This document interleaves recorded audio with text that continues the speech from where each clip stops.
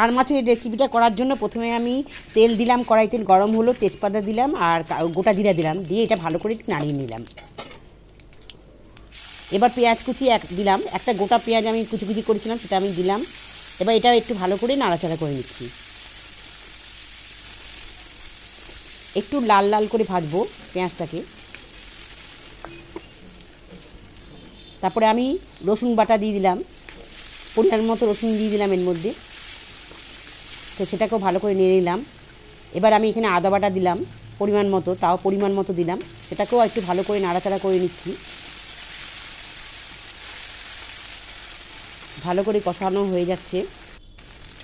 এবার এখানে এই মশলাগুলো দিচ্ছি। হলুদ গুঁড়ো দিলাম প্রথমে 1 চামচ, লঙ্কার গুঁড়ো দিলাম 1 চামচ, একটু জিরে গুঁড়ো দিলাম, সামান্য জিরে গুঁড়ো দিলাম। এবার এটাকেও ভালো করে কষিয়ে নেব।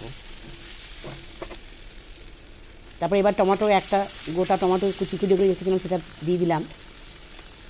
এবার পরিমাণ মতো নুন দিলাম। এবার এটা ভালো করে এবার কষিয়ে নিচ্ছি।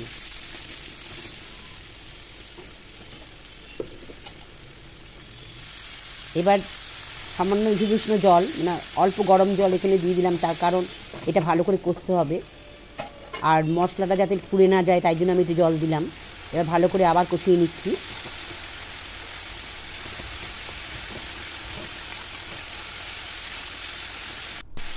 আমার কষা হয়ে গেল। একটু ব্যালেন্স রাখার জন্য একটু সামান্য চিনি দিয়েছি।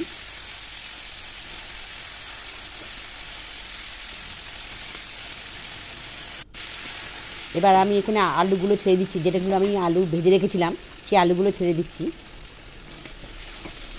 আর মাছের এই রেসিপিটা একদম মাংসের মতো হয়, মাংসের স্বাদটাকে এটাকে হার মানিয়ে দেবে। এবার এটাকে সব কষিয়ে নিচ্ছি ভালো করে।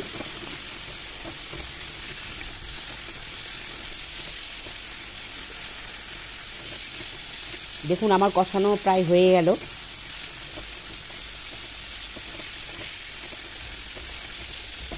এবার এখানে আমি পরিমাণ মতো জল দিচ্ছি, একটু উষ্ণ জল দেবো, একটু জাস্ট গরম জল, পরিমাণ মতো গরম জল দেওয়া হয়ে গেল। এবার এটা ফোটা অবধি অপেক্ষা করছি। ফুটে গেছে অনেকটা। এবার একটু ঢেকে রেখেছিলাম, ঢাকা খুলে দেখলাম জলটা অনেকটা কমে গেছে। এবার আমি এখানে একে একে ভাজা আর মাছগুলো ছেড়ে দিচ্ছি। এবার এটা একটু ফুটিয়ে নেব।